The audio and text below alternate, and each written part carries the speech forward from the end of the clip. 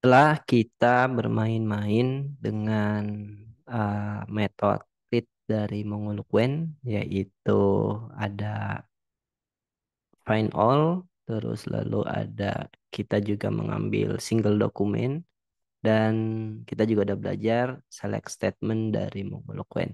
Nah, sekarang kita akan lanjutkan bagaimana cara mengupdate data dengan Mongolokben ini. Jadi untuk mengupdate data di sini ada dua metode yang bisa teman-teman gunakan. Metode pertama, teman-teman bisa dengan menggunakan metode update yang dimana di sini teman-teman perlu melakukan query terlebih dahulu. Jadi nanti kalau misalkan ada data yang match dengan query teman-teman, lalu dia akan melakukan update data. Dan di sini hanya satu data yang akan diupdate oleh metode update ini. Kalau teman-teman mau mengupdate banyak data sekaligus, teman-teman bisa menggunakan metode update many. Nanti semua data yang match dengan query-nya akan dilakukan update oleh si update many ini. Kita akan coba uh, apa ya namanya? Kita akan coba tes salah satu datanya. Misalkan di sini kita akan buat sebuah endpoint untuk mengupdate sebuah data di database MongoDB. Yang pertama yang akan kita lakukan adalah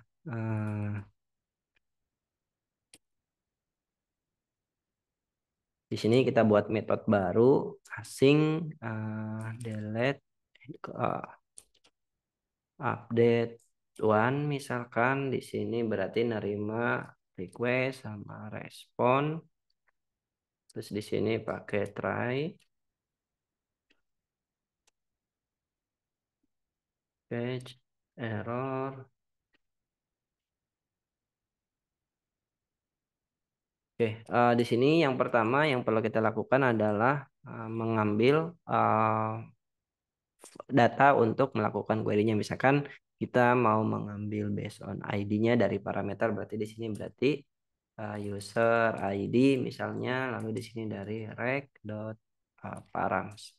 Lalu yang kedua, kita mau mengambil data yang akan disimpan ke database. Jadi di sini const body sama dengan rec.body.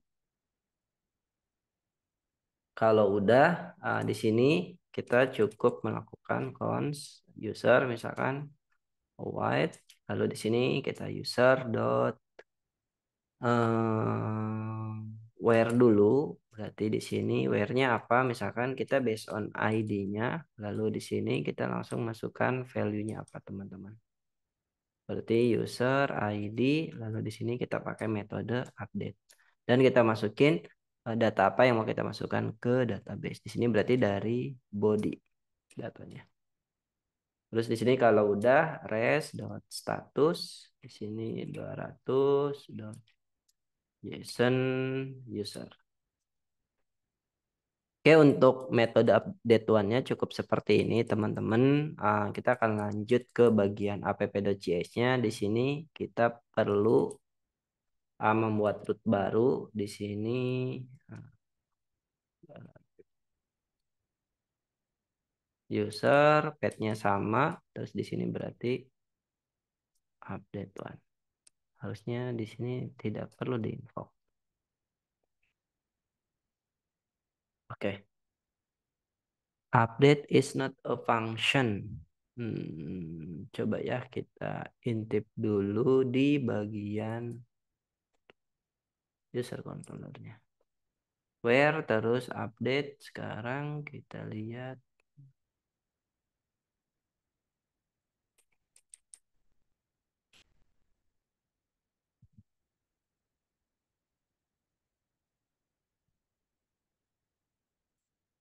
update one. Kita balik lagi ke bagian atau di sini perlu kita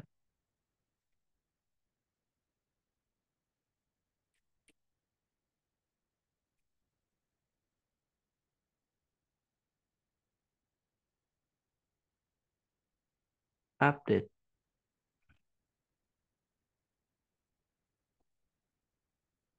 app.update is not a function. Ini berarti apakah kita salah di bagian rootnya? Kita intip lagi.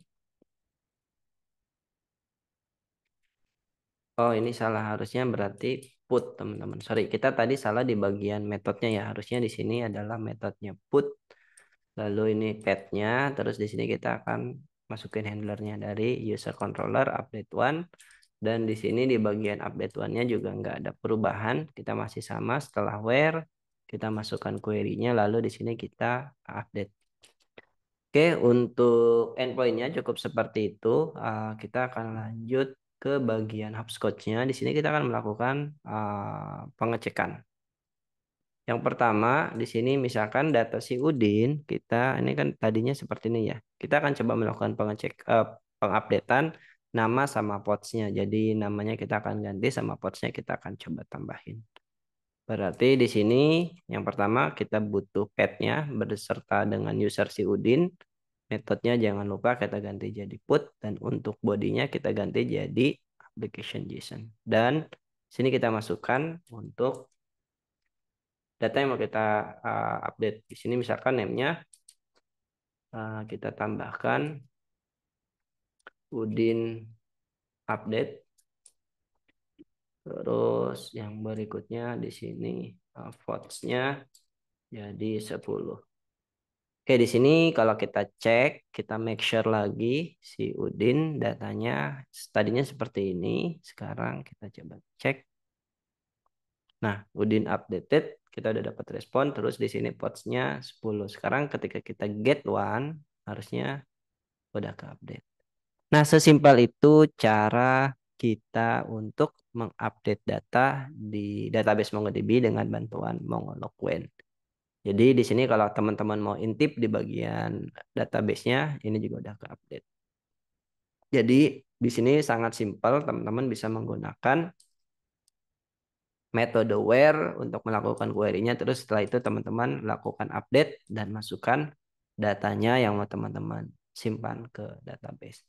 Dan di sini teman-teman nggak harus sama. Misalkan teman-teman mau nambahkan data baru, misalkan nggak cuma ada vote sama apa namanya sama name, mau nambahin email misalkan, itu juga possible ya di MongoDB. Jadi misalkan udin@mail.com.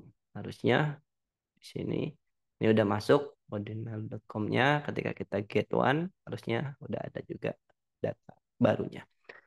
Itu dia untuk metode update di MongoLookWen. Jadi sekali lagi teman-teman bisa menggunakan metode update untuk mengupdate satu data yang match dengan query-nya, atau teman-teman bisa menggunakan update many untuk mengupdate banyak data sekaligus yang match dengan query yang teman-teman lakukan. Kita akan lanjutkan bagian lainnya di video berikutnya.